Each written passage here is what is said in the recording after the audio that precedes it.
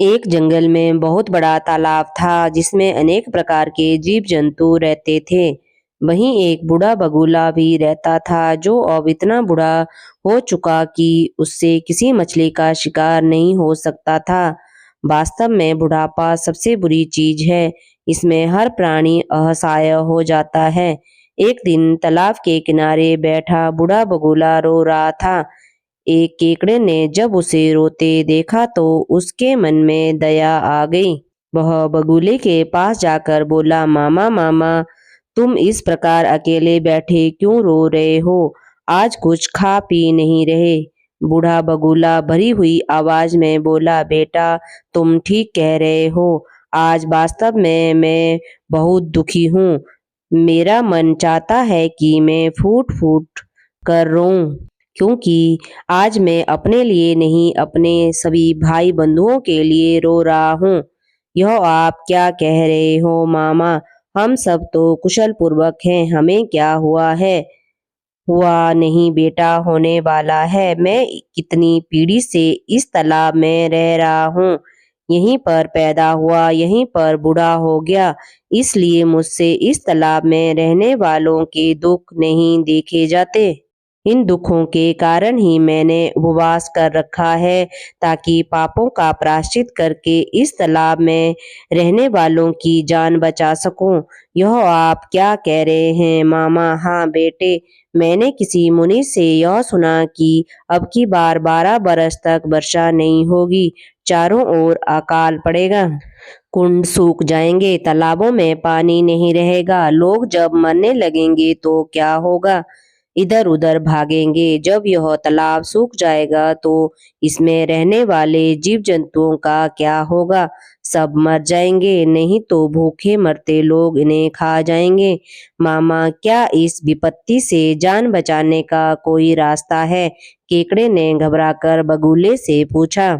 हाँ, इस तालाब के पास ही एक बहुत बड़ा तालाब है जिसका पानी कभी नहीं सूखता। यदि इस तालाब के सभी जीव जंतु मिलकर वहां जाने का निर्णय कर लें तो अच्छा है। मेरा क्या है, मैं तो जब भी चाहूं जा सकता हूँ, मगर हम लोग उस तालाब तक जाएंगे कैसे? हम सब तो पानी में ही तैर सकते हैं। तुम लोग चिंता ना करो, मैं अपनी पीठ पर लाद लाद कर सबको उस तालाब तक पहुंचा दूंगा। आखिर मैं किस काम आऊंगा? केकड़े ने बगुले की बात सब लोगों को बता दी। अब तो सब के सब डर के मारे चिंतित हो उठे। उन्हें वहां से भाग जाने की जल्दी मच गई। हर एक यही चाहता था कि मैं ही पहले बगुले की पीठ पर बैठकर यहाँ से निकल जाऊं। बगुला मन ही मन बड़ा खुश था, क्योंकि उसकी चाल सफल हो गई थी। हर रोज इन जंतुओं में से कुछ को अपनी पीठ पर बिठाकर ले जाता और एक पहाड़ी की ओट में ले जाकर उन्हें खा लेता। आकर एक झूठ मूठ की कहानी गढ़ कर सुना देता।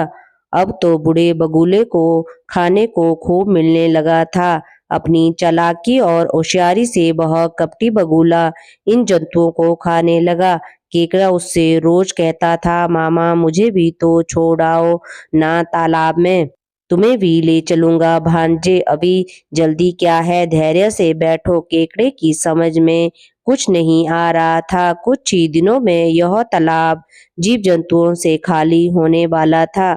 यह बगुला केवल उसे ही लेकर नहीं जा रहा था। एक दिन दुखी होकर केकड़े ने उससे पूछ लिया, मामा, आखिर आप मुझे क्यों नहीं ले जाते यहाँ से?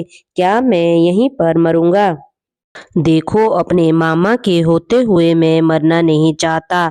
आज मुझे यहाँ से ले चलो। बगुला केकड़े की जिद के आगे हार गया। उस दिन काफी देर उड़ने के पश्चात जब कहीं तालाब नजर न आया तो केकड़े ने पूछा, मामा, वह तालाब कितनी दूर है? बगुला हंसा। उसे पता था कि यह मंदबुद्धि जल का जीव इस पहाड़ी पर मेरा कुछ नहीं बिगाड़ सकता। अब उससे डरने की जरूरत नहीं। उसने झट से अपनी शान मारते हुए कहा, बेटा, अब तो तू तालाब को भूल जा। यह सारी कहानी तो मैंने तुम लोगों को पागल बनाने के लिए बनाई थी। मैं तो अब केवल अपना शिकार करता हूँ। सीधे ढंग से जब मेरा पेट नहीं भरा तो मैंने उल्टे ढंग से पेट भरने का रास्ता सोच लिया। केकड़ा समझ गया कि यह तो कपटी, बेईमान धोखेबाज है। इसने इतने जंतुओं को तो पहले ही खा लिया, अब उसे भी खा जाएगा। मौत सामने खड़ी देखकर केकड़े ने अपनी बुद्धि से काम लेना आरंभ किया। बस फिर क्या था, उसने अपने दोनों चंगुल पूरी ताकत से बगुले की गर्दन पर गाड़ दिए। हाय मैं मरा कहते हुए बगुले के गले से अंतिम चीख निकली और वह धड़ाम से धरती पर आ गिरा। पापी बगुला तो उसी में मर गया। केकड़ा वापस अपने तालाब में आ गया। उसने अपने साथियों को उस पापी बगुले की कहानी सुनाई तो बाकी बचे जंतु केकड़े का धन्यवाद करने लगे। सीख, पापी भले ही कितना झूठ बोले, कितने ही धोखे दे, किंतु पापी का जीवन थोड़े दिन का ही होता है। एक दिन उस पापी का अंत अवश्य होता है।